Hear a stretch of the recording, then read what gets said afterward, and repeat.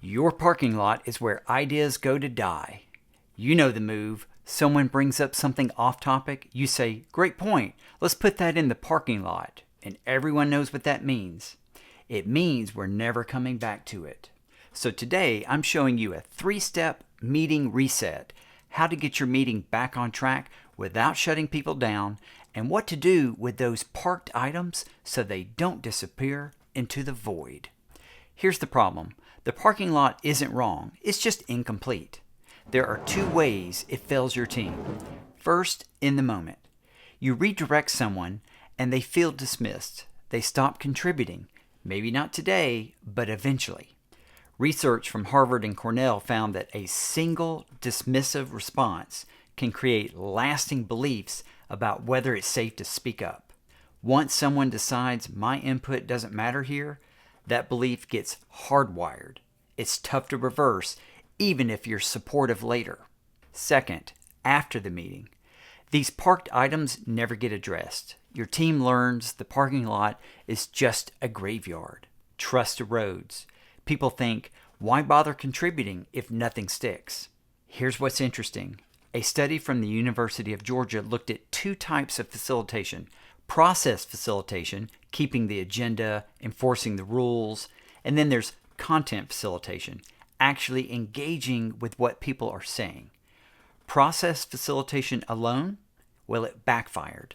What worked was engaging with the substance of people's contributions before redirecting, and that's what this protocol does. The 3-step meeting reset. When your meeting goes off track, you need 3 things: validate, redirect, and commit. Step 1, validate. Let them speak enough to feel heard, then acknowledge the contribution.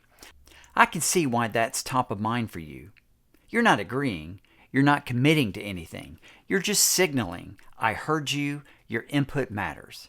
This is the step most leaders skip, and it's the step that prevents people from shutting down. Step 2, redirect. Use a question, not a command. Here are 2 options depending on the situation. If you're not sure whether it connects, put it on the individual. Help me see how this connects to what we're deciding. If one person keeps pushing and you need backup, put it on the group. Does the group want to pivot, or should we capture this for later? Notice what both do. You're not saying that's off topic. You're inviting them to make a case, or letting the group decide together.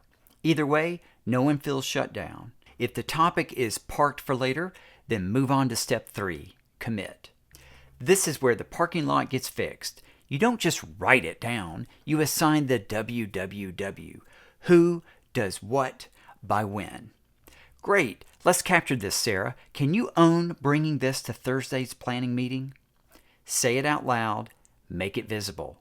Now it's not a vague promise, it's an accountability commitment. Here's what separates teams that trust the process from teams that don't. Before your meeting ends, every parked item needs a W.W.W. Every single one. And either reserve 5 or 10 minutes at the end to address them, or send a follow-up email within 24 hours.